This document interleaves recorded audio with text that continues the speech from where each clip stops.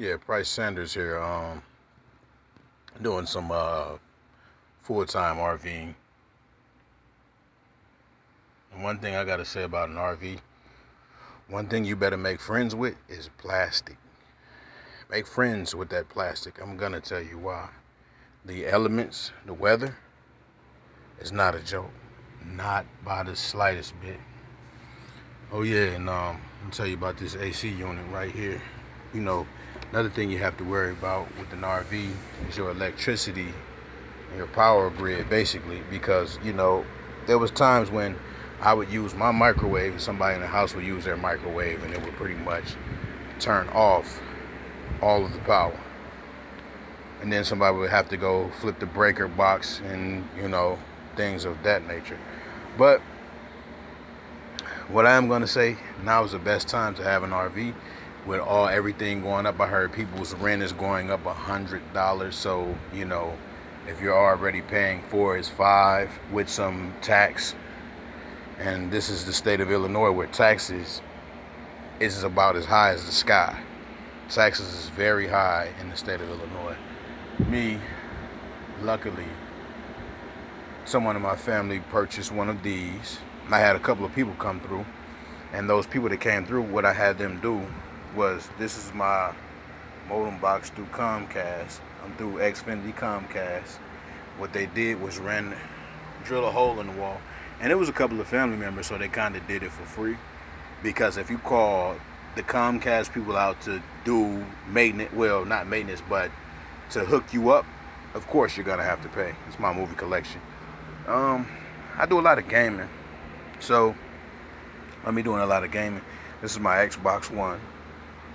I play Xbox on this side. I have, like I said, I have everything hooked up, surround sound, all of that. This is my couch. Sometimes I'm a couch potato, but this is my PlayStation station, if you know what I mean, over here. I take this chair, I take the fan out of the chair, of course, and I kind of scoot it right in front of the table, and that's the way I play the game. And as you can see, I'm a big Back to the Future fan. What else can I say about RV living? Back to the plastic. You have to keep up with your propane, and most of the time your propane is going to cost you. I have 2 6-gallon tanks, so I pay roughly $60, 30 for each tank. So when as far as your power grid goes, and an RV will stay pretty much as cool as possible as long as you keep the plastic up. And one of your enemy in the RV and fighting the weather is your slide out. You know why? It's a slide out. It's not built like the rest of the RV to withstand the heat and everything. So if you don't have plastic up in the winter and the summer, you pretty much are going to feel those elements. Me, luckily, I have plastic up, and it's all around.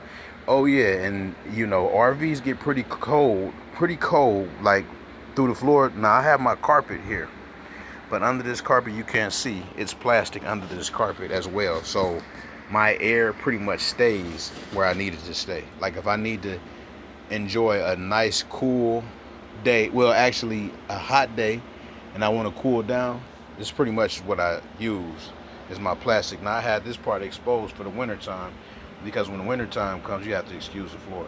When the winter time comes, it's gonna be pretty, like, it gets pretty hectic. And I can tell you this, as long as you have plastic and propane, you can survive 15 below zero in an RV. I've done it. I did it this year, because Illinois got pretty cold this year. But I wasn't worried about it. As you can see, my entire slide out is filled with plastic. Looks like a giant spider web. I know it's probably an eyesore. That's the only downside about it. It's an eyesore. But you know what I have in mind? I might just get one of those, like, I don't know, Pirates of the Caribbean blankets or whatever, and kind of staple it on to kind of make it look like something. Because all of my windows are covered up. Because think about it, your windows is where the most of your heat and cold air escape from. So yeah, pretty much. So I pretty much get my game on. I enjoy it in here. And like I said, I'm a full-time RVer. So can you see that? Okay, that's what that says. But yeah, and when you talk about electricity, another thing you have to do. I was getting blackouts because I try to run my electric space heater, and which sometimes to save propane, I switch off from electric space heater to propane. Okay, so I do that, and that's how pretty much I stay warm during the winter season. This I did my first winter in here last winter that just passed. We got this thing. I want to say November. No. October 3rd of last year.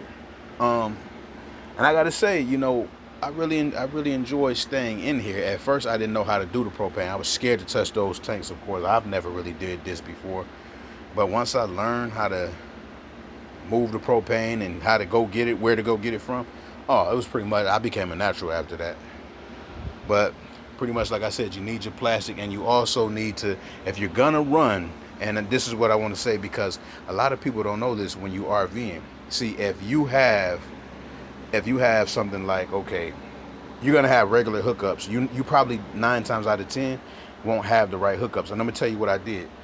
Somebody in my family bought this thing, and after they bought it, I was able to plug in their house, but we don't have an RV hookup in our house. So what was did was, I want to run my AC unit. I run a wire directly from this AC unit to an outlet in the house, and then I plug my RV in because they give you an RV plug thing that goes with, you know, the things of the house. And so I'm able to run my internet and everything off, just basically, the RV power. Of course, it comes equipped with a battery that runs your refrigerator. I will show you guys my refrigerator, but it needs to be cleaned out. But pretty much, if you're living in an RV at this time, you're doing pretty good. You're doing pretty good. It's a water hose hookup, but I get this a thumbs up. I love the way it feels in here. I just love everything about RV living.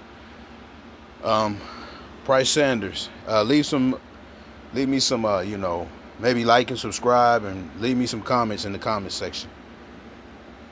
I'm out.